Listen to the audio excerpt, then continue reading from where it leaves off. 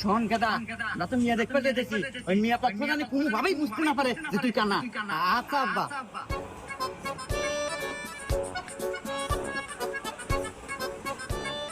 তো বাবা যে আসতে কোনো সমস্যা নাই তো?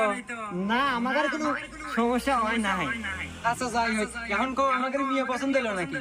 বিয়াই সাহেব, আমাদের পক্ষে থেকে কোনো সমস্যা নাই, মিয়া আমাদের খুব পছন্দ হয়েছে। আলহামদুলিল্লাহ, বিয়ে যাওয়া তো পাকাপোক্ত হইলো, তাহলে এই সুবাদে মিষ্টি মুখ করা যায়। বাবাজি, তাহলে তোমার হাত দিয়ে সবাই মিষ্টি মুখটা করাই দাও। গাদা, তোর হসুর কল তোর সামনে মিষ্টি নিয়ে খাড়া আছে, আর মিষ্টি কিন্তু দড়িটা বান্ধা আছে, একটু খুলে নিস।